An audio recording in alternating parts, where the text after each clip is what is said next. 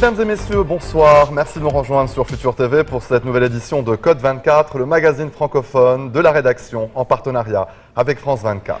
Code 24, votre code d'accès à la planète info. Passons tout de suite au sommaire de cette édition. Ce soir, dans Code 24, nous vous emmenons au cœur de l'Amazonie, dans la communauté isolée de Cairara. Oui, mais voilà, ici, près de 40 000 étudiants ont accès aux cours à distance par satellite. À quelques mois de la conférence sur le climat COP21 qui se tiendra à Paris, cap sur le pays le plus pollueur de la planète, la Chine, où le charbon représente toujours 70% de l'énergie consommée. Nous irons aussi à la découverte du trésor du château d'Angers, la tenture de l'Apocalypse, trésor du XIVe siècle de plus de 100 mètres de long. C'est l'un des plus grands chefs-d'œuvre de la tapisserie française. Les sociétés militaires privées russes, le bras armé caché du Kremlin, c'est ce genre de business à pignon sur rue dans certains pays. Et il n'est pas encore légal en Russie. Coup de projecteur sur les deux Bouddhas géants de Bamiyan en Afghanistan, détruits en 2011 par les talibans. Aujourd'hui, les habitants veulent faire de cette région du nord-est de l'Afghanistan la vitrine d'un pays pacifié. La présidente du Brésil, Dilma Rousseff, a fait de l'éducation une des priorités de son deuxième mandat. Un défi immense sur ce pays continent. Une des solutions passe par la technologie et le satellite. Ce soir, dans Code 24, nous vous emmenons au cœur de l'Amazonie, dans la communauté isolée de Cairara. Ici, l'enseignement est réalisé à distance par visioconférence. Au total, ce sont près de 40 000 étudiants répartis dans plus de 3 000 villages qui ont accès aux cours à distance par satellite. Reportage de Nicolas Ransom, Kelly da Silva et Thomas Carcel. Il est 5 heures dans l'immensité de l'Amazonie brésilienne. Amois dos Santos ne va pas en cours. Comme beaucoup d'adolescents de la région depuis tout petit, il aide son père aux travaux agricoles. Ce qui fait vivre la famille dos Santos, c'est la culture de cette racine, le manioc. Elle sera vendue quelques centimes d'euros le kilo une fois broyée et séchée. Travailler sous un soleil de plomb, porter des centaines de kilos, un futur qu'Amois ne souhaite pas. C'est très fatigant, mais c'est avec cela que nous survivons. Pas d'autre choix. Il nous faut travailler pour vivre. Le rêve d'Amois est de quitter son petit village de Cairara perdu au cœur de la forêt. Alors, le soir après une épuisante journée de travail, direction l'école. Ces dernières années, l'État d'Amazonas a investi massivement pour amener l'éducation même dans les régions les plus isolées d'Amazonie grâce à un système de visioconférence. Au total, ce sont près de 40 000 collégiens et lycéens qui suivent des cours via satellite. Depuis qu'ils ont installé cela dans notre communauté, tout le monde est reconnaissant. Nous apprenons beaucoup de choses différentes. Nous interagissons beaucoup avec les professeurs et cela est très bon pour nous tous. Ce soir, c'est physique avec le professeur Bezerra. Il est à Manaus, à plus de 3 jours de bateau. Histoire, mathématiques, géographie et même éducation physique. Le contenu du programme est le même que dans l'enseignement classique. La transmission vient de couper. Francisca de Souza, professeure assistante, reconnecte le dispositif. Elle est l'interface entre les élèves et les équipes à Manaus. Com base nesse diálogo, responda. Incentiva a turma para que eles não possam desistir. Je motive le groupe pour ne pas qu'ils abandonnent et je leur rappelle l'importance d'étudier pour qu'ils puissent quitter les champs et surtout trouver un meilleur travail.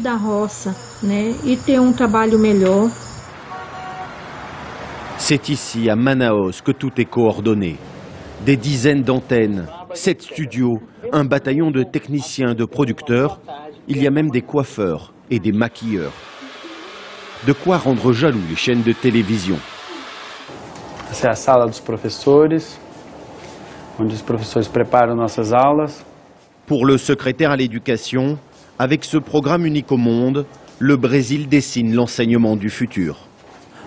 L'État d'Amazonas est aussi vaste que toute l'Europe de l'Ouest. On pourrait y faire tenir plusieurs fois la France dans notre État, mais il est très peu peuplé. C'est pourquoi offrir un bon accès à l'éducation était une vraie difficulté, car il n'y avait pas assez de professeurs, pas assez d'écoles. Le centre de médias, à l'image d'une grande visioconférence avec des moyens satellites et techniques importants, permet d'offrir un enseignement de qualité, avec des professeurs spécialistes, comme vous le voyez ici dans ce studio, à ceux qui n'avaient jusqu'alors pas accès à l'éducation. Nous retrouvons Nelson Bezerra, le professeur de physique. Son cours commence dans moins d'une heure.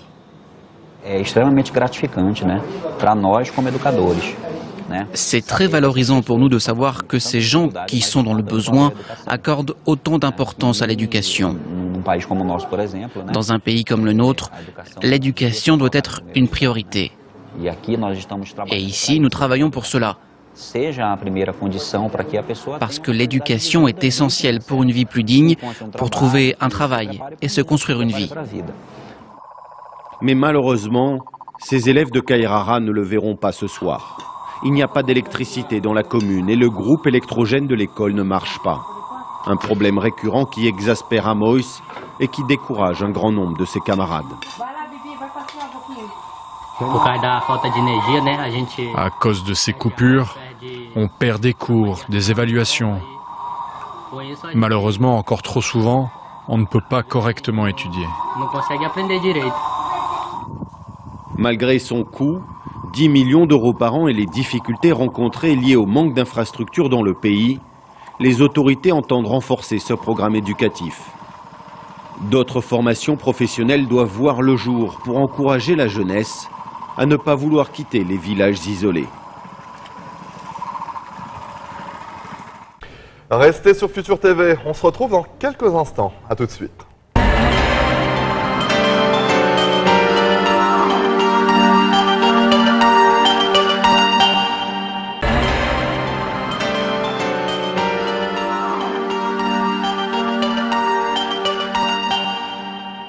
Un brouillard épais qui recouvre tout ou des usines qui crachent de la fumée. Des images de pollution qui collent désormais à la Chine et que Pékin veut aujourd'hui combattre. L'année dernière, le gouvernement a déclaré une guerre nationale contre la pollution et promet de fermer les usines les plus polluantes. Pékin a beau avoir annoncé sa contribution pour réduire les gaz à effet de serre, le pays peine à mettre en place une économie plus verte. Le charbon représente toujours 70% de l'énergie consommée en Chine. Mais derrière les grandes annonces, qu'en est-il réellement sur le terrain? La Chine va-t-elle pouvoir venir à bout de cette pollution, l'une des plus importantes de la planète, sans porter préjudice à son économie? Regardez ce reportage signé Clémence Dibou.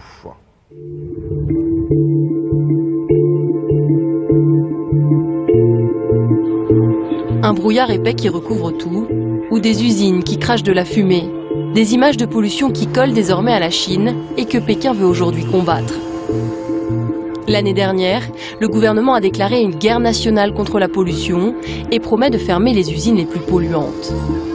Mais derrière les grandes annonces, qu'en est-il réellement sur le terrain? La Chine va-t-elle pouvoir venir à bout de cette pollution, l'une des plus importantes de la planète?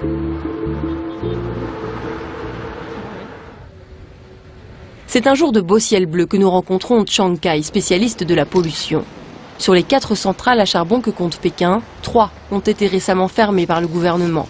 Ce militant Greenpeace se rend aujourd'hui devant la plus importante d'entre elles pour relever la qualité de l'air, un an après sa fermeture. Alors aujourd'hui, le taux de concentration de particules fines est légèrement inférieur à 5 microgrammes par mètre cube. C'est en dessous des standards préconisés par l'Organisation mondiale de la santé qui est de 10 microgrammes. Donc c'est très bien, ça veut dire qu'en ce moment, l'air n'est pas pollué du tout. En un an, la qualité de l'air s'est améliorée de 13% à Pékin. Des résultats rapides donc.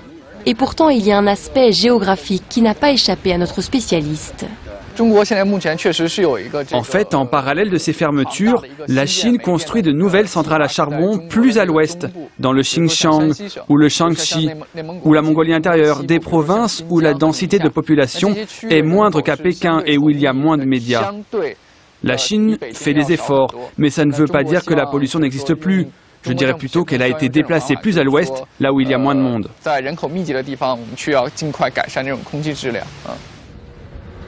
Loin des grandes annonces, les défenseurs de l'environnement reprochent au gouvernement de sacrifier certaines régions en matière de pollution de l'air, mais aussi de pollution de l'eau. Xiadian, petit village à 40 km de Pékin, spécialisé dans la sidérurgie. Pendant près de 10 ans, les eaux usées chargées de métaux lourds ont été rejetées dans la rivière, entraînant des dizaines de maladies du foie ou du poumon parmi les habitants. Xiadian est ce qu'on appelle en Chine un village cancer. Et pourtant ici, le grand plan national qui vise à améliorer la qualité des rivières chinoises, personne n'en a entendu parler. Il faut dire qu'officiellement, le gouvernement local nie tout problème de pollution. L'eau est polluée ici. Et toi là-bas? Va-t'en, va-t'en.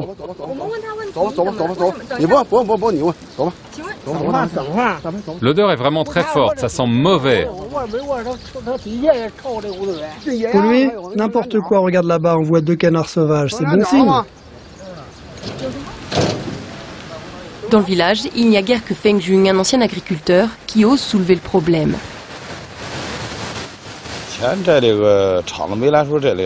Avant l'arrivée de l'usine, il y avait des poissons, des crevettes. On pêchait dans la rivière, les enfants s'y baignaient. Mais aujourd'hui, il n'y a plus rien, juste une très mauvaise odeur.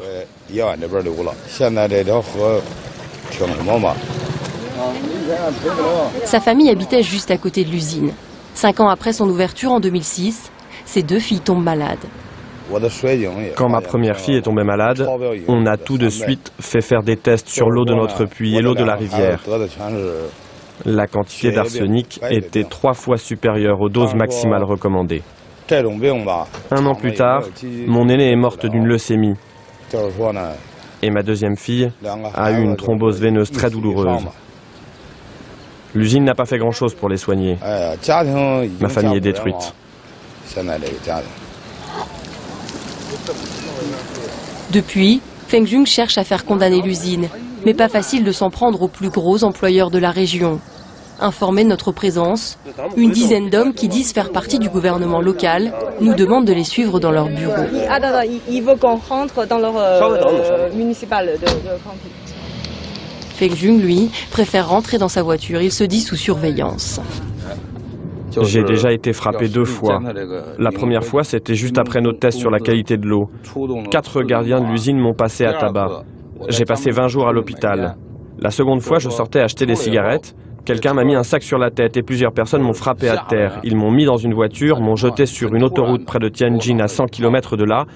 Ils ont beaucoup d'hommes de main. Après un trajet de quelques minutes, nous arrivons devant l'usine d'acier en question. Elle a agrandi ses locaux récemment, son activité serait florissante. Mais les gardes nous demandent rapidement de partir. Impossible de parler à la direction. Pourtant, sur son site internet, l'entreprise explique avoir fait des efforts et déboursé 700 000 € dans une installation de traitement des eaux usées.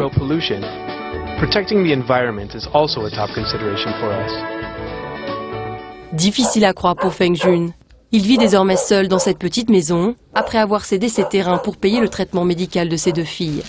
Sa femme a préféré quitter le village avec leur 2e fille malade. Voilà, c'est ce que je garde de mes filles. Ici, ce sont des photos de mon aîné avec les docteurs et les infirmières à l'hôpital. Après 10 ans de procès, d'appels et de recours judiciaires, il n'a jamais réussi à faire reconnaître ce problème de pollution. J'ai écrit des lettres à tous les dirigeants, frappé à toutes les portes, mais aucun service de l'État n'a fait son travail, aucune cour de justice, aucun procureur. À chaque fois, ils ont maintenu le même verdict. D'après la législation sur la pollution de l'eau, c'est à moi de fournir des preuves de ce que j'avance. Mais c'est tout le contraire, il me semble. C'est à l'usine de prouver qu'elle ne pollue pas. En plus, j'ai bien le papier qui certifie que l'usine est construite au beau milieu d'une zone d'habitation. C'est bien une infraction, ça, non? Je ne comprends pas. Mais pas question pour lui de baisser les bras.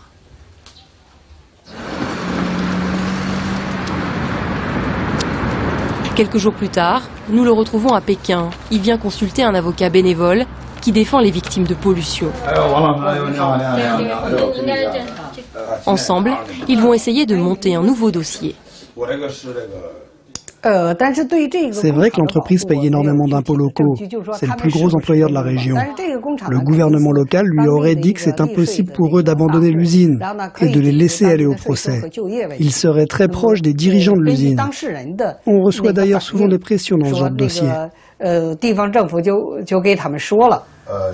Mais pour l'avocat, il y a une nouvelle donne dans la société chinoise qui pourrait tout changer pour Feng Jun. Il faut qu'il attire les médias chinois, l'opinion. Comme ça remontera à un dirigeant. Dans ce cas, peut-être qu'un chef du parti pourra prendre une décision. Une fois qu'un haut dirigeant aura vu son dossier, il est possible qu'il soit revu, ou alors que la loi soit changée. Et pour ce spécialiste du droit de l'environnement, la pression populaire serait beaucoup plus efficace pour lutter contre la pollution que les politiques de Pékin partiellement appliquées au plan local. Justement, aujourd'hui, Wang Sanfa doit recruter de nouveaux avocats pour l'association d'aide aux victimes qu'il dirige.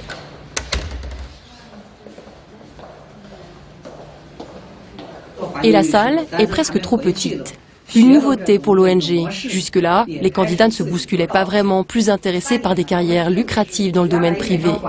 Mais les motivations évoluent pour cette candidate. Je suis spécialiste en droit des affaires, mais j'ai vu des vidéos et des histoires de personnes victimes de la pollution. Et les effets sont de plus en plus sérieux. Ça affecte notre santé à tous. Rejoindre cette ONG, plaider pour des victimes, c'est une bonne opportunité de faire quelque chose. À travers les cas que je vais plaider, j'espère attirer l'attention du public et peut-être des dirigeants pour faire bouger les choses et améliorer la vie des gens. Une prise de conscience récente. Il faut dire qu'il y a quelques mois, un documentaire choc publié sur Internet a marqué les esprits. Une ancienne présentatrice vedette explique comment la tumeur détectée chez sa fille lui a ouvert les yeux. Jusque-là, tout le monde disait que le brouillard pékinois était dû à des facteurs climatiques passagers. Personne ne s'en inquiétait vraiment. Avant, je ne me préoccupais pas de la pollution, je ne portais pas de masque. Mais en 2013, il y a eu ce smog à Pékin pendant 2 mois. Et ça m'a fait réaliser que ça n'avait rien de fortuit et qu'il n'allait pas disparaître comme ça. À grand renfort de graphiques et d'images chocs, elle dénonce la corruption qui règne chez les industriels. Un électrochoc pour beaucoup de Chinois, 100 millions de vues en un week-end avant d'être censuré. Et les récentes promesses du parti pour lutter contre la pollution n'y changent pas grand-chose. Inquiets pour leur santé, ceux qui le peuvent préfèrent désormais quitter la capitale. À 3000 km plus à l'ouest, changement de décor radical. Dali, petite ville au cœur des montagnes du Yunnan, ses paysans et ses Pékinois reconvertis. Chao Hua a occupé un poste convoité d'ingénieur informatique. Mais l'année dernière, il a décidé de vendre son appartement et de tout quitter pour cultiver ce champ de riz. C'est complètement différent. Je ne connaissais rien en matière d'agriculture, rien du tout. Mais je commence tout juste à comprendre quelques trucs. Mais je préfère vraiment être fermier. L'argent, c'est bien, mais la sérénité, être épanoui, c'est le plus important, je pense.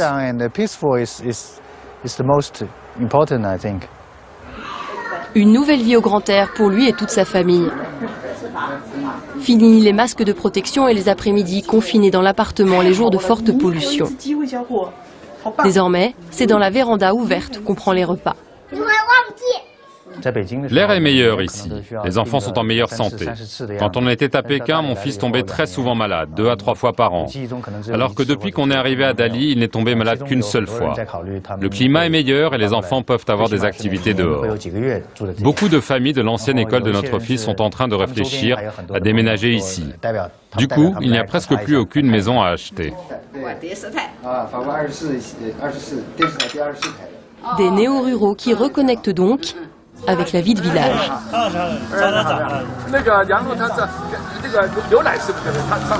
Et le samedi matin, c'est le petit marché bio du coin qui fait le plein. C'est ici que les anciens citadins viennent faire leurs courses. Des produits artisanaux vendus pourtant 2 fois plus cher que sur les autres marchés de la région, mais qui séduisent de plus en plus. C'est vraiment mieux car c'est beaucoup plus sain. Tu peux retrouver le vrai goût des légumes qu'on avait un peu oubliés. Avant, ça n'existait pas dans le coin. Les marchés bio, c'est nouveau. C'est un début, une première plateforme pour tous ceux qui veulent vendre leurs produits artisanaux, tous ceux qui font du bio à Dali. La petite communauté en est persuadée, leur mode de vie devrait séduire beaucoup de Chinois dans les années à venir. Les 20 dernières années, avec le boom économique, les gens ont beaucoup travaillé. C'est la première génération de parents à pouvoir se permettre un style de vie différent.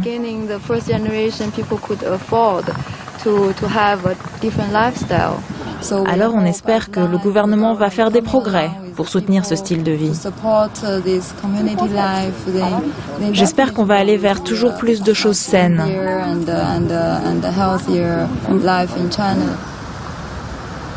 En attendant une future reconversion verte de la Chine, Feng Jun, le villageois de Xiadian, lui, privé de ses terres et sans revenu fixe, n'a d'autre choix que de retourner dans son village pollué du Rebeil.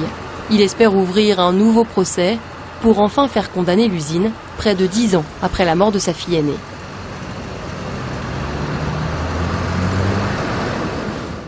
Vous regardez Futur TV, Code 24 revient juste après la pause.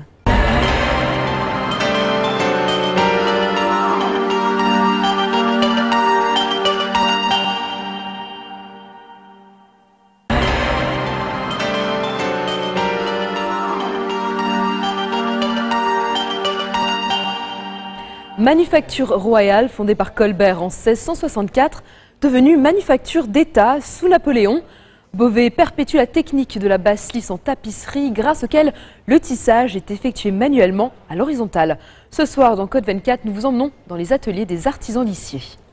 Nous irons aussi à la découverte du trésor du château d'Angers, la tenture de l'Apocalypse. Un trésor du XIVe siècle de plus de 100 mètres de long. C'est l'un des plus grands chefs-d'œuvre de la tapisserie française, commandé entre 1373 et 1377 par le duc Louis Ier d'Anjou au marchand lissier Nicolas Bataille, le lissier le plus renommé de l'époque.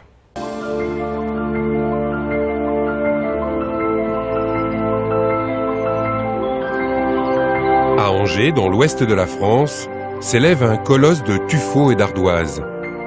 Une forteresse médiévale protégée par 17 tours et 1 kilomètre de murailles. Le château des ducs d'Anjou abrite un trésor du XIVe siècle, un chef-d'œuvre de la tapisserie française, la tenture de l'Apocalypse. Protégé des attaques du temps par une semi-pénombre, ce décor est le plus grandiose que le Moyen-Âge nous ait laissé. Quand on arrive ici, on se rend bien compte de l'aspect monumental de cette tapisserie avec ses 100 mètres de long. Et puis, on voit comment c'est structuré.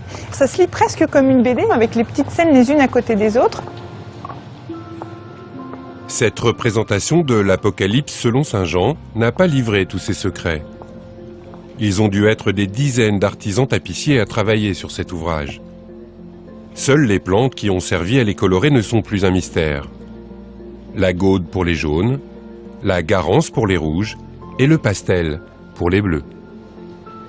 C'est une œuvre extrêmement monumentale, vraiment quelque chose de compliqué à réaliser, qui pourtant l'a été dans un délai assez court, 7 ans, entre 1375 et 1382, ce qui montre bien toute l'énergie qu'on a mis à réaliser cette œuvre de grand prestige pour un commanditaire qui devait un petit peu être pressé d'avoir sa tapisserie. C'est quand même une gageure technique que de réussir à donner de la profondeur. Il ne faut pas oublier qu'on est dans la technique de la tapisserie. C'est pas peint, donc on a vraiment des difficultés à donner du modelé, du relief. Et puis surtout, ce qui est extraordinaire dans cette scène de naufrage, c'est le sens du détail. Par exemple, on voit un personnage et on le voit sous l'eau. On a vraiment la sensation que ce personnage, il est sous l'eau.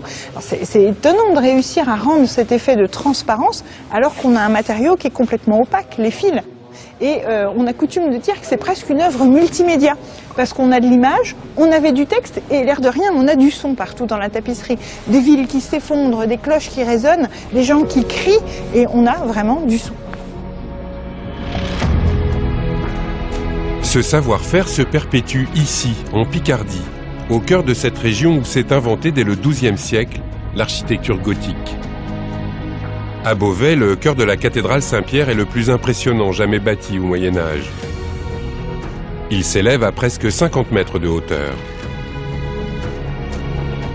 Au chevet du monument, depuis 350 ans, les maîtres lissiers de la Manufacture nationale de la tapisserie actionnent flûtes, pédales et peignes pour créer des œuvres originales, imaginées par les plus grands artistes. Dans ces ateliers sont stockés des kilomètres de fils de laine, de soie, de coton et de lin, avec un nuancier unique de 12 000 couleurs. Finalement, la manufacture existe depuis le XVIIe siècle et repose toujours sur la même idée qu'a eu Louis XIV et Colbert, c'est-à-dire qu'on utilise une technique traditionnelle, mais sur des partitions d'artistes contemporains. Donc sous Louis XIV, on a fait de Louis XIV, sous Louis XV de Louis XV, sous Louis XVI de Louis XVI, et aujourd'hui on fait du 2015. Voilà, et c'est pour ça qu'on existe toujours. Ils sont 12 à pratiquer cet art de la lenteur, à répéter inlassablement ses gestes et transformer de simples fils en chefs-d'œuvre, millimètre par millimètre. Aujourd'hui n'est pas un jour ordinaire à la manufacture. Le peintre russe Eric Boulatov est venu assister à ce que l'on appelle la tombée de métier. Il va découvrir sa création. Pouvoir couper tous les fils, c'est vous qui allez couper le cordon ombilical. Là. Philippe Pley a travaillé 10 mois sur cette tapisserie, mais lui aussi va la voir pour la première fois. À Beauvais, les lissiers utilisent la technique de la basse lisse. Ils travaillent à l'horizontale et à l'envers. C'est une cérémonie, puisque ça clôture un certain nombre de semaines, de mois, voire parfois d'années de travail. Et ce qui est important, c'est que tous ceux qui ont participé à cette œuvre puissent couper quelques fils. Voilà.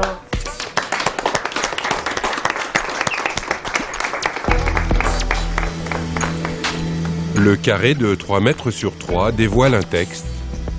Les nuages grandissent. C'est bon, merci.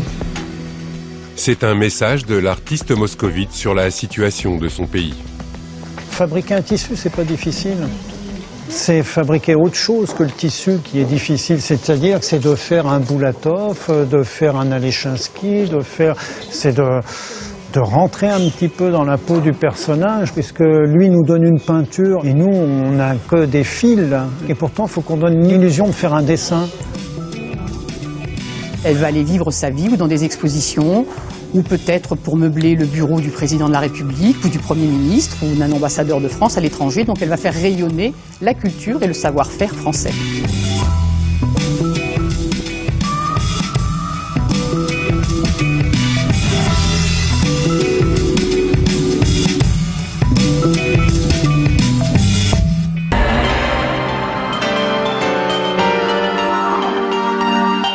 Depuis le début du conflit en Ukraine, Moscou est régulièrement accusé d'envoyer ses soldats sur le front.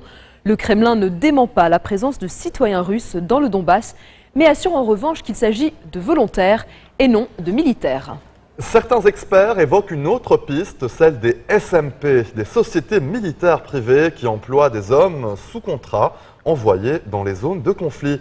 Un business qui a pignon sur rue aux États-Unis avec des sociétés très connues, comme Blackwater. Mais la Russie, elle, n'a jamais légalisé ces sociétés militaires privées.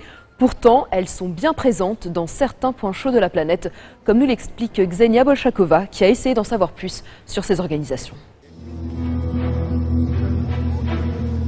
Officiellement en Russie, les SMP, les sociétés militaires privées, n'existent pas. Pourtant, il suffit de faire un petit tour sur la toile pour découvrir une dizaine de compagnies de ce type. Certaines proposent des missions de sécurité en Irak. D'autres, des formations menées par d'anciens hauts gradés de l'armée russe. Celle-ci a même un spectre très large de services, opérations maritimes, libération d'otages, missions de renseignement. Le patron d'une de ces sociétés a accepté de nous rencontrer.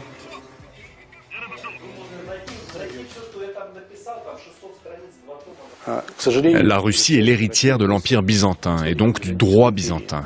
Ce qui n'est pas interdit est autorisé.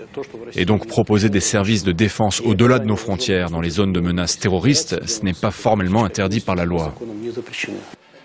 Sa société mène surtout des opérations de protection des navires contre les pirates somaliens. À chaque mission, il signe de nouveaux contrats avec ses recrues. Si j'ai une commande, et si nécessaire, je peux rassembler jusqu'à 1000 combattants en moins d'une semaine, prêts à prendre les armes. Et qui sont ces combattants ? Ce sont tous d'anciens officiers de l'armée russe, des hommes qui ont une réelle expérience du combat. Mais Oleg insiste, ses hommes et sa société ne participent pas aux opérations armées, ni en Ukraine, ni ailleurs. Le code pénal russe condamne fermement le recours aux mercenaires. S'ils sont repérés, ils risquent jusqu'à 8 ans de prison. Pourtant, on les retrouve bien sur des théâtres d'opération. Une affaire, surtout, a défrayé la chronique, celle des Slavonic Corps, anciens militaires russes embauchés par une société basée à Hong Kong. Envoyés en Syrie pour protéger des sites pétroliers, ils se retrouvent en première ligne, aux côtés des troupes de Bachar al-Assad. Нам говорили, что в этом заинтересована официальная российская сторона. И то, что едем мы работать по контракту с сирийским правительством. Mais le FSB, les services secrets russes, démentent tout lien avec l'opération. Sous-armés, sans un sou, ces mercenaires se débrouillent pour entrer en Russie, mais législation oblige, leurs commandants sont arrêtés, condamnés à 3 ans de prison ferme. Ces sociétés russes qui existent ont beaucoup de problèmes, notamment parce qu'au niveau juridique, elles sont dans une zone grise. Elles n'ont pas de licence, elles ne sont pas contrôlées par l'État. En revanche, aux États-Unis, c'est le département d'État qui assure cette fonction. En Espagne, c'est le ministère du Travail, ou encore en Grande-Bretagne, c'est le Foreign Office. Pour cet expert, il faut donner un cadre juridique à ces sociétés. C'est ce que tente de faire Dmitri Gorovkov, député du parti Russie Juste. Proche du pouvoir, il est l'un des auteurs du projet de loi pour légaliser les SMP. Il faut comprendre une chose importante. Un mercenaire, selon notre code pénal, est une personne qui agit dans un pur intérêt financier personnel pour s'enrichir. Mais dans notre conception de la loi sur les SMP, le bénéficiaire de leur action sera en tout premier lieu l'État russe. Car la loi permettra de réduire les budgets de la défense et surtout d'accroître la présence russe à l'international sans participation directe de l'État et de l'armée. Une idée à laquelle Vladimir Poutine s'est récemment dit très favorable. Beaucoup de pays et d'organisations qui partagent des positions anti-occidentales inviteraient volontiers des sociétés militaires privées russes à assurer leur sécurité, plutôt que les Américains ou les Britanniques. C'est un vrai marché dont nous pourrions tirer profit. Un marché juteux qui représente plus de 350 milliards de dollars dans le monde. Le projet de loi sera examiné à la Douma dès la rentrée prochaine. Restez des nôtres, on se retrouve après ceci.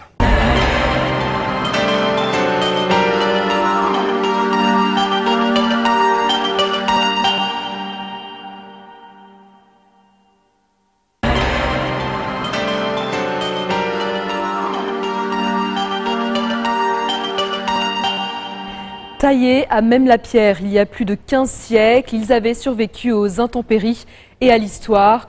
Les 2 Bouddhas de Bamiyan au centre de l'Afghanistan semblaient éternels. Mais en 2001, les talibans détruisent ce qu'ils considèrent comme des idoles. Les images de ces trésors archéologiques dynamités avaient alors provoqué une consternation unanime. Devenue l'une des provinces les plus paisibles d'Afghanistan depuis que les forces de l'OTAN ont chassé les talibans du pouvoir en 2001, Bamiyan espère de nouveau attirer les touristes.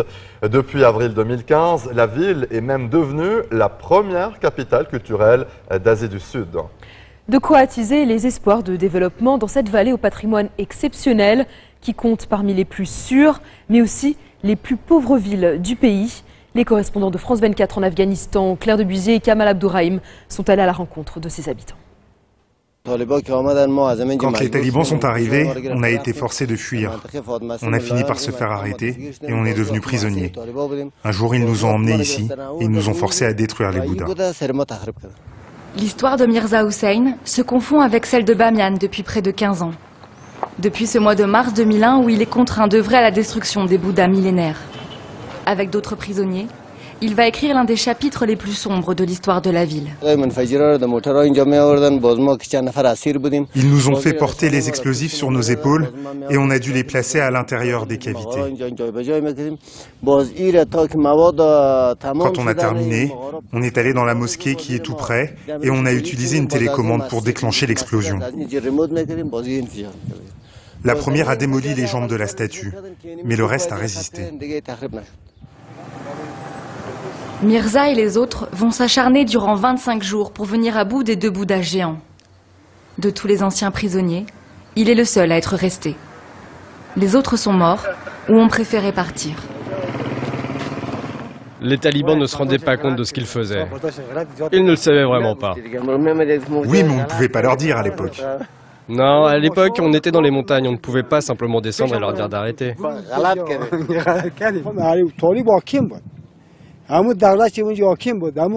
À cette époque, c'était les talibans qui commandaient. Ils avaient le pouvoir à Bamiyan. Ce sont eux qui ont ordonné la destruction des Bouddhas. Mais pourquoi détruire cet héritage ancien? Les talibans, ils n'écoutent personne. Ce sont les gens qui ne savent pas comment ça s'est passé qui m'en veulent. Quand ils me voient, ils me disent que ce que j'ai fait est mal. Ils me disent « Pourquoi tu ne t'es pas échappé ? Pourquoi tu as détruit les Bouddhas ?» Les autres comprennent. Ils savent que c'était dur pour moi, que j'ai participé à la destruction malgré moi. Enfin, il y a des gens qui me disent de faire attention à ce que je dis. Ceux-là soutiennent les talibans, encore aujourd'hui. Les talibans sont pour l'heure tenus à distance de Bamiyan. Aujourd'hui, ses habitants rêvent d'un avenir prospère.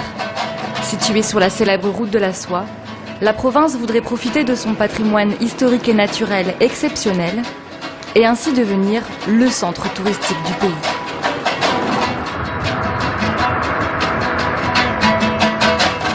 Ici, on trouve notamment le tout premier parc national d'Afghanistan.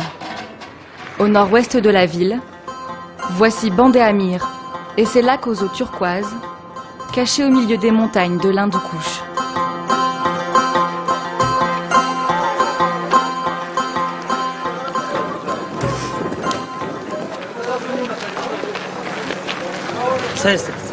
À l'université de Bamiyan, le professeur Mohammad Reza Ibrahim croit dur comme fer en ce potentiel. C'est le seul établissement dans tout le pays qui propose une formation spécialement dédiée au tourisme. Asseyez-vous. Au programme aujourd'hui, les bases du développement durable.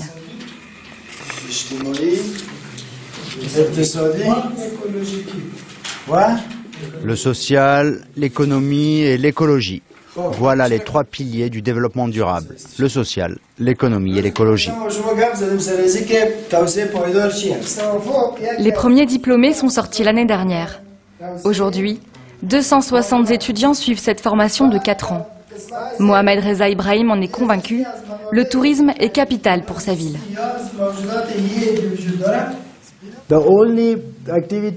La seule activité, la seule industrie que l'on peut promouvoir à Bamiyan, c'est le tourisme. Parce que cela ne nécessite pas d'investissement de grande envergure, ni de matières premières. La matière première, c'est tout l'héritage culturel qui existe déjà à Bamiyan. Plus tard, ces jeunes s'imaginent gérants d'hôtels ou guides touristiques. Malgré le contexte difficile, la plupart n'envisagent pas de quitter la province. Je sais que le nombre de visiteurs dans notre pays ne cesse de diminuer, mais je suis très optimiste et je crois qu'après mon diplôme, je pourrai travailler dans le tourisme. Je suis en 3e année à l'université. Je suis de cette province et je veux continuer à vivre ici plus tard. On a un environnement très vert à Bamiyan et beaucoup de choses de valeur.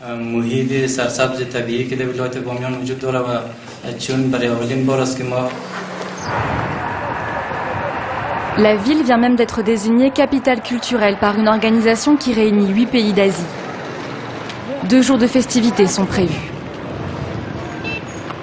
Et quand il n'enseigne pas, Mohamed Reza enfile sa seconde casquette, celle de directeur de l'association de tourisme de Bamiyan.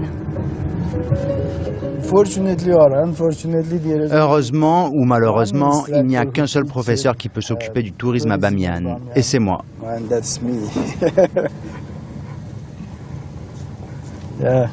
Ça y est, on est arrivé à l'aéroport. Aujourd'hui, le professeur inaugure une nouvelle installation à l'aéroport. Un comptoir touristique flambant neuf, dans un terminal qui l'est tout autant, le tout entièrement financé par les Japonais. L'an dernier, plus de 7000 visiteurs ont pris l'avion pour venir à Bamiyan. Avec le festival, Mohamed Reza en espère 25% de plus pour 2015. Avant, on gardait toutes ces brochures dans nos bureaux, mais maintenant, on va tout laisser à disposition, ici, à l'aéroport. Je crois fermement en plus de développement Et j'espère que nous verrons arriver des milliers de touristes ici, à Bamiyan. Voilà, maintenant c'est ouvert. Ce guichet n'est pas la seule nouveauté. À l'extérieur, une reproduction miniature d'un Bouddha de Bamiyan a été installée spécialement pour accueillir les touristes. Voilà la statue de Bamiyan, capitale culturelle. Vous voyez, c'est écrit sur le Bouddha. Bamiyan, capitale culturelle pour 2015. Pour l'instant, nous gardons le rideau fermé. Nous l'ouvrirons pour nos invités.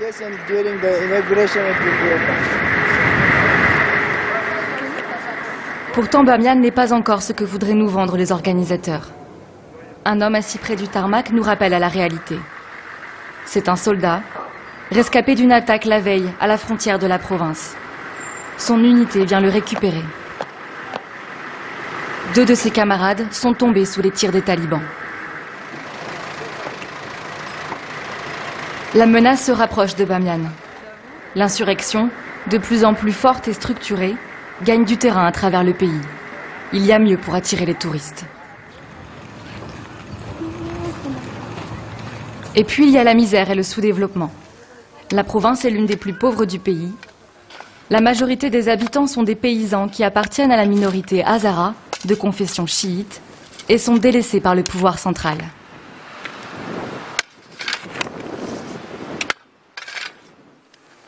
Les plus désœuvrés habitent ici, au cœur même de la roche. Plus d'une centaine de familles vivent encore dans ces cavités aussi vieilles que les Bouddhas tout proches.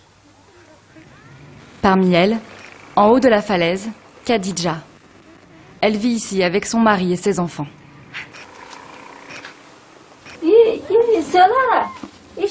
Ça, c'est notre panneau solaire avec la batterie. Sans ça, il fait tout noir ici. Même la porte ouverte, il fait noir comme dans une tombe.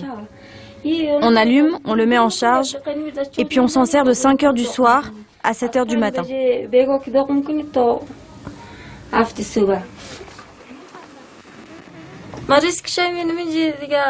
C'est très difficile de vivre ici, car les hivers sont très froids à Bamiyan. Alors on utilise beaucoup de bois et de combustible juste pour passer l'hiver.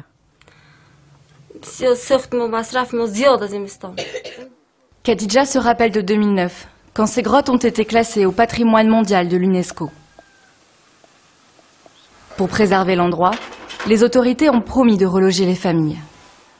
6 années plus tard, Khadija n'a rien vu venir.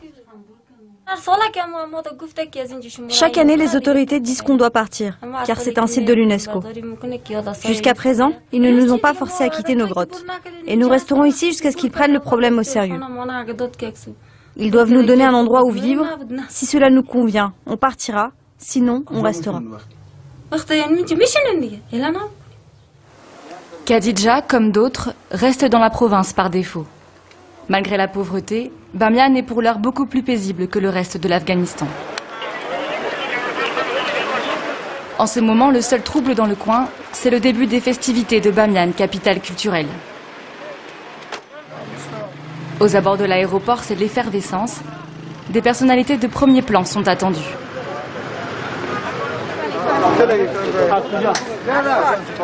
Vos cartes d'identité, montrez-les-moi s'il vous plaît.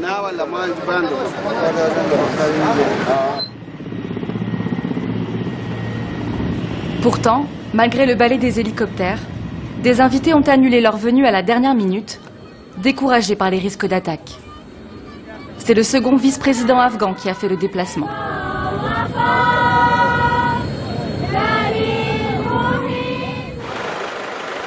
Du coup, le petit centre-ville est assiégé par les véhicules de sécurité et les 4x4 blindés. Le déploiement de force est impressionnant. En plus des habituels policiers de Bamiyan, des soldats sont venus spécialement de Kaboul renforcer le dispositif. Depuis une semaine, il y a un dispositif de sécurité exceptionnel ici à Bamiyan. Les choses sérieuses commencent aujourd'hui. Pour Mohamed Reza, c'est le moment de vérité. Cela fait des mois qu'il prépare cet événement. C'est le grand jour pour Bamiyan parce que c'est le plus grand événement qui se passe ici depuis plus de 14 ans maintenant. Et pour vous, à titre personnel? Pour moi aussi, c'est un jour heureux. J'en profite, c'est merveilleux pour moi. Pour les organisateurs, rien ne doit venir troubler la fête. Ce festival est une démonstration pour envoyer au monde une image différente de l'Afghanistan. Celle de cette province pacifiée, mais aussi joyeuse. Celle de centaines d'hommes et de femmes réunis par la musique.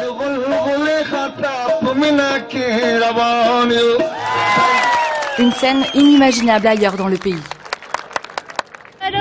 Je suis très heureuse et très contente que notre province ait été choisie comme capitale culturelle. C'est le premier pas de Bamiyan vers le succès et la prospérité, et nous sommes optimistes. Un jour, les gens qui vivent dans les caves deviendront ceux qui vivent dans les châteaux, et en plus il y a le tourisme. Ça peut être une bonne source de revenus pour tout l'Afghanistan.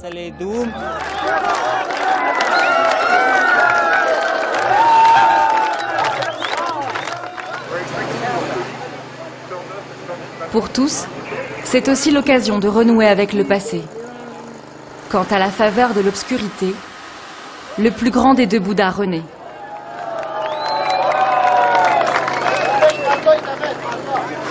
Grâce à un projecteur en 3 dimensions installé face à la falaise, les habitants de Bamiyan assistent à la renaissance de leur patrimoine. En Afghanistan, le débat s'agite pour savoir s'il faut rebâtir les Bouddhas.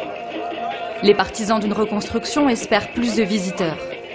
Pour ses opposants, il n'y a plus assez de pierres d'origine. Le site perdrait son classement au patrimoine mondial de l'UNESCO. Pour l'heure, la foule immortalise ce moment. Les plus jeunes voient pour la première fois à quoi ressemblaient ces Bouddhas dont on leur a tant parlé. Avant cela, je n'imaginais pas que nos ancêtres pouvaient construire des choses pareilles. Nous sommes vraiment satisfaits. Nous pouvons de nouveau voir la véritable apparence des Bouddhas grâce à cette présentation. Nous remercions les personnes qui ont permis cela. À l'origine de ce pari un peu fou, ce couple de documentaristes chinois. Depuis 2 ans, Zhang et Liang parcourent le monde et se filment dans leurs aventures pour une émission sur Internet. Cette saison, ils ont choisi l'ancienne route de la soie. Le pitch du programme, c'est de réaliser des projets de ce genre partout où ils passent. Nous sommes contents d'avoir redonné le sourire à toutes ces personnes. Oui, c'est la première fois depuis que nous sommes en Afghanistan que nous voyons autant de sourires. Ce soir, Bamiyan esquisse un sourire. Demain, son salut passera peut-être par les pays voisins qui veulent faire renaître la route de la soie. Pourtant, aujourd'hui, l'État afghan n'a jamais paru aussi fragile. Il faudra tenir les talibans à distance pour que les rêves de Bamiyan se réalisent dans le futur. Code 24, c'est déjà fini pour cette semaine. Nous vous donnons rendez-vous la semaine prochaine pour une nouvelle fenêtre sur l'actualité internationale. Vous pouvez dès à présent revoir cette émission sur notre site internet. N'hésitez pas à nous envoyer vos commentaires à l'adresse qui s'affiche au bas de votre écran. Excellente suite de programmes sur notre antenne et très bonne soirée. Bonne soirée.